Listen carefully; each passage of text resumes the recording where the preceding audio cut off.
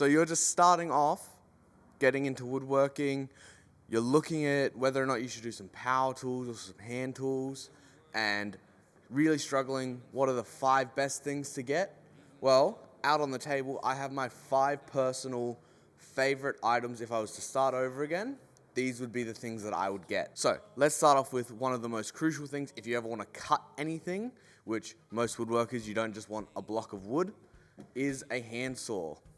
Now, the reason I chose a handsaw is because you can also do really fine work with it, say in cutting out dovetails, as well as doing really heavy cuts, say like ripping something down to a certain length or cutting it to width, or even, if you need to, cutting it down the thickness of the material, if you have enough of it, to make a book-matched finish. The other main thing about the difference is a Western saw, the most tension you're putting on it will tend to bend the blade if you don't have a spine on the saw, where a Japanese pull saw, you are pulling tension on it, so there's less like for binding when you're doing those really heavy cuts. So you're cutting something, how do you even know if it's straight? How do you mark or measure things that you need for different joinery or stuff like that? So the next tool I really recommend are combo squares. Now when you get further down the line, getting into precision carpentry squares and stuff like that is a handy thing, but while you don't even have a marking gauge, this is really handy. It's basically a sliding ruler that you can set to any depth, so if you're cutting dovetails, mortises, half laps, anything, you can set it and mark out that way. Now, of course, you need to also assemble things or potentially hit nails into items. That's where a hammer comes in handy.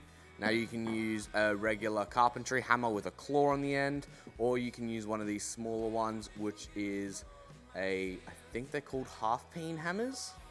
Now we're gonna get onto a bit more of the big boy tools, where you don't have to spend a lot of money starting out, but investing in these will be a big benefit for your woodworking, furniture making, hobby, journey, career, whatever it turns into. Start off with some chisels. I've used chisels all the way from the big box store all the way up to these really nice Japanese chisels. If you were starting out, I'd recommend going to the big box store, getting like Stanley, Irwin's, Trojan, depending on where you are in the world, and really learning how to sharpen those bad chisels to make them really sharp and work really well. Then when you have a little bit more of a grasp on it and potentially like doing the hobby more, then you can upgrade to a really nice set. So there's obviously lots of different types of chisels. There's dovetail chisels, bench chisels, and mortising chisels are the 3 most common.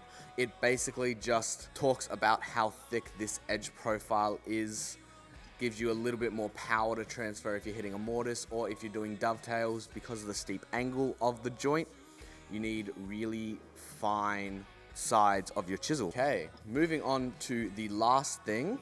This is also a really versatile tool.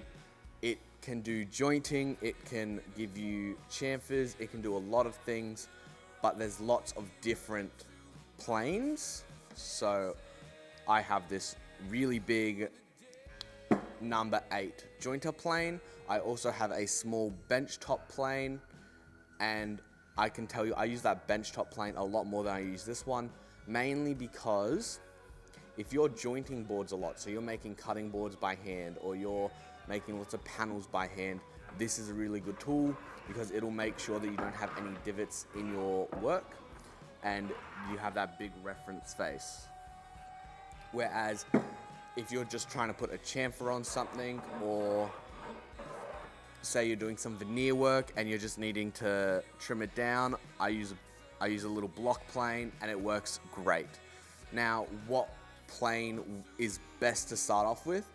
I think a number 4, number 5 plane, because they're small enough where you can still do a lot of hard tasks like flattening boards and jointing boards, but you can also do the finer stuff because it's not as heavy, so adding those chamfers, bringing down that edge veneer and stuff like that. And if you have enjoyed the video, please like and subscribe. Really helps out my channel, and I can't wait to see you on the next one.